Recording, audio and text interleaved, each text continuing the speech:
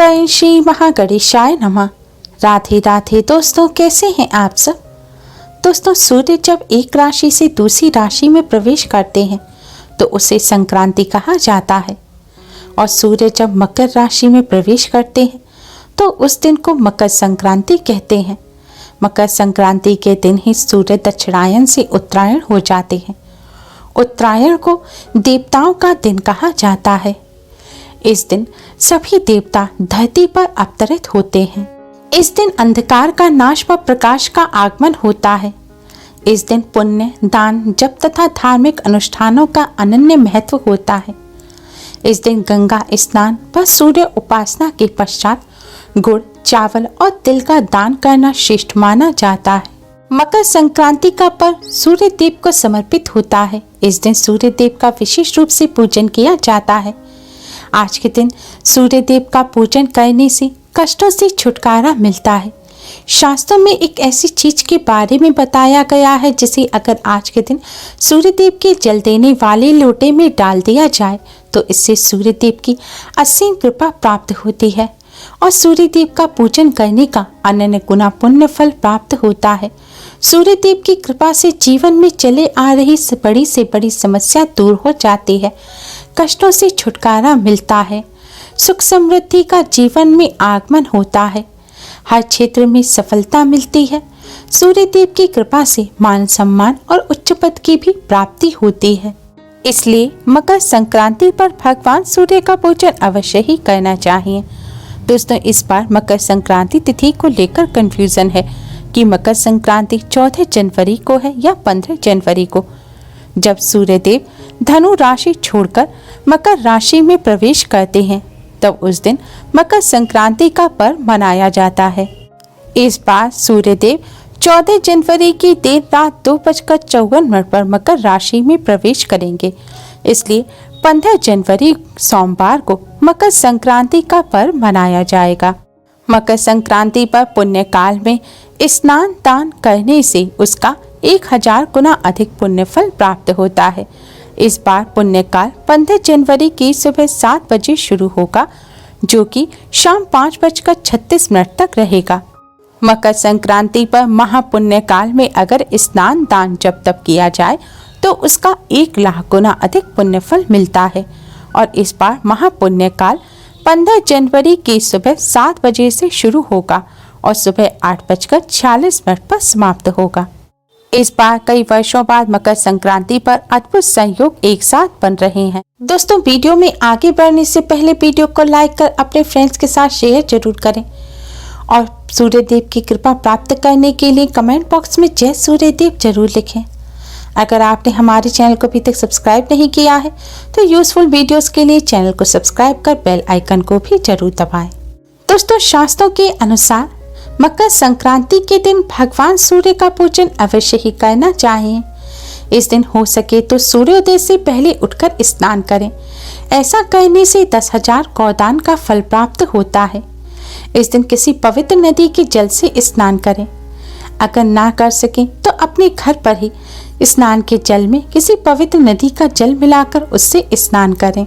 स्नान करने के पश्चात सबसे पहले भगवान सूर्य का पूजन करें। भगवान सूर्य का पूजन करने के लिए आप एक तांबे का लोटा लें।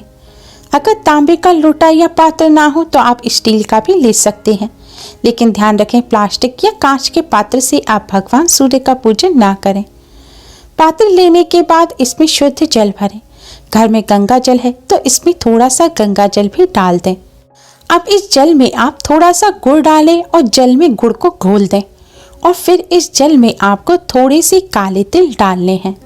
शास्त्रों में बताया गया है कि मकर संक्रांति के दिन काले तिल और गुड़ से भगवान सूर्य का पूजन करें, क्योंकि एक बार सूर्य देव जब शनि देव के घर पहुंचे तब शनि देव ने काले तिल से सूर्य देव का पूजन किया। सूर्य देव शनि देव के पिता हैं। तब सूर्य देव ने प्रसन्न होकर शनि देव को मकर राशि दूसरा घर प्रदान किया और शनि देव को आशीर्वाद दिया कि जब भी मैं मकर राशि में प्रवेश करूंगा, यानी कि तुम्हारे घर आऊंगा, तब तुम्हारा घर धन धान्य से भर जाएगा। और मकर संक्रांति के दिन जो भी काले तिल और गुड़ से मेरा पूजन करेगा मैं उसके सभी कष्टों को दूर करूंगा। साथ ही हम दोनों की यानी कि सूर्य और शनि की कृपा प्राप्त होगी और शनि और सूर्य से जुड़े हुए कष्ट भी दूर हो जाएंगे। उस व्यक्ति को उच्च पद और मान सम्मान प्राप्त होगा।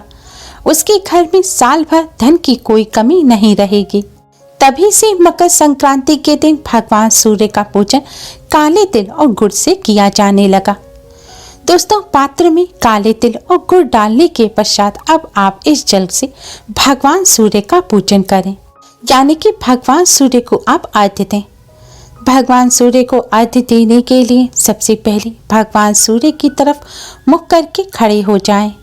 ध्यान रखें, आप चप्पल वगैरह पहनकर सूर्य देव का पूजन ना करें और महिलाओं को सिर ढककर सूर्य देव का पूजन करना चाहिए। सूर्य देव का पूजन करने के लिए जल के इस पात्र को आप अपने दोनों हाथों में अपने सिर से ऊपर उठाएं और भगवान सूर्य को अर्घ्य दें। आज के दिन भगवान सूर्य को 3 बार में अर्घ्य दिया जाता है, यानी कि थोड़ा सा जल चढ़ाएं, फिर 1-2 सेकंड के लिए रुकें, फिर जल चढ़ाएं, फिर रुकें और आखिर बार में आप पूरा जल अर्पित करें। जल चढ़ाते समय जल की धारा में से भगवान सूर्य का दर्शन करें। जल चढ़ाते समय आप भगवान सूर्य के इस मंत्र का जाप करें। मंत्र है ओम घृणी सूर्याय नमः। ओम घृणी सूर्याय नमः।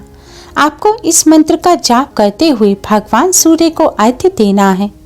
जल चढ़ाने के पश्चात जल के पात्र में जो तिल लगे रह जाएं, उसे आप जल के स्थान पर ही डाल दें और फिर इसी मंत्र का मन ही मन जाप करते हुए आप 7 बार क्लॉकवाइज घूमकर भगवान सूर्य की परिक्रमा करें। आपको अपने स्थान पर ही खड़े होकर 7 बार क्लॉकवाइज घूमना है। इस तरह भगवान सूर्य को अर्घ्य देने के पश्चात अब आप भगवान सूर्य को प्रणाम करें और भगवान सूर्य के इसी मंत्र का 108 बार जाप करें।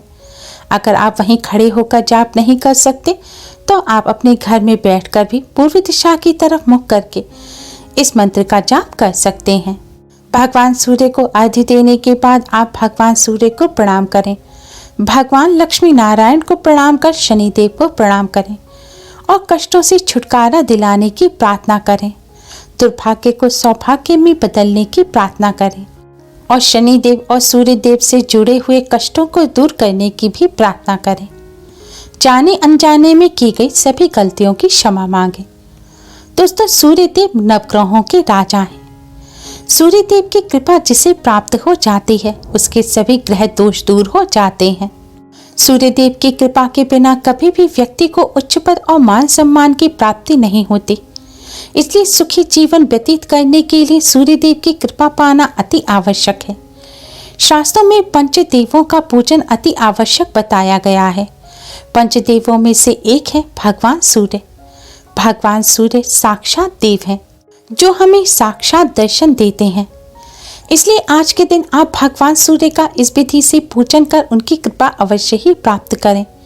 आज के दिन जिसे भगवान सूर्य की कृपा प्राप्त हो जाती है, पूरे साल भर उसके घर अन्न धन की कोई कमी नहीं रहती।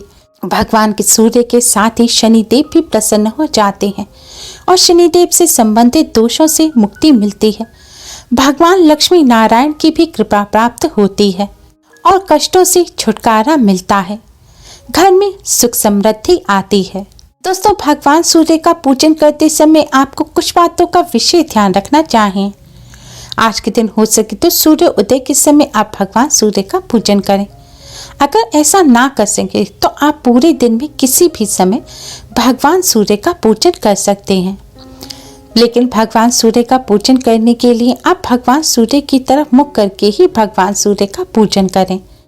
वैसे तो किसी पवित्र नदी या खुले स्थान पर भगवान सूर्य को जल चढ़ाना चाहिए, लेकिन आपके घर के आसपास ऐसी कोई जगह ना हो और आप अपने घर से ही जल चढ़ाएं और जल निकलने की कोई जगह ना हो तो आप जल चढ़ाने के लिए एक खाली पात्र जमीन पर रख लें और भगवान सूर्य को जल चढ़ाएं। जल चढ़ाकर पूजन करने के पश्चात पात्र में जो जल है, इस जल को आप किसी साफ स्थान पर लगे हुए पेड़ पौधे की जड़ में डाल दें। इस जल को नाली वगैरह में ना फेंकें, इस बात का ध्यान रखें। सूर्य देव का पूजन करते समय काले या नीले रंग के वस्त्र ना पहने। दोस्तों, पद्म पुराण के अनुसार भगवान सूर्य को खाली पेट जल चढ़ाना चाहिए, यानी कि बिना कुछ खाए पिए आपको भगवान सूर्य को जल चढ़ाना चाहिए। उसके पश्चात ही आप भोजन ग्रहण करें। जो व्यक्ति भोजन करने के पश्चात भगवान सूर्य को जल देते हैं या फिर ऐसे ही भोजन ग्रहण कर लेते हैं, भगवान सूर्य का पूजन नहीं करते, उन्हें दोष लगता है। इसलिए इस बात का ध्यान रखें।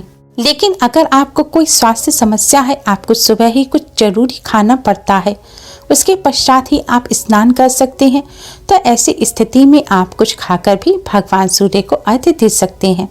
लेकिन अगर हो सके तो अन्न का सेवन ना करें। आप फल वगैरह कुछ खाकर या दूध पीकर फिर भगवान सूर्य का पूजन कर अन्न ग्रहण करें। मकर संक्रांति के पावन पर्व पर आप इस विधि से भगवान सूर्य का पूजन अवश्य ही करें, जिससे आपको भगवान सूर्य की असीम कृपा प्राप्त हो। उम्मीद है आपको हमारी ये वीडियो पसंद आई होगी। प्लीज़ लाइक करें। हमारी इस वीडियो को अपने फ्रेंड्स और रिश्तेदारों में ज़्यादा से ज़्यादा शेयर करें, जिससे वह भी इसका लाभ उठा सकें। हमारी और भी वीडियोस के लिए हमारे चैनल को सब्सक्राइब करना ना भूलें। Thanks for watching. Radhe Radhe.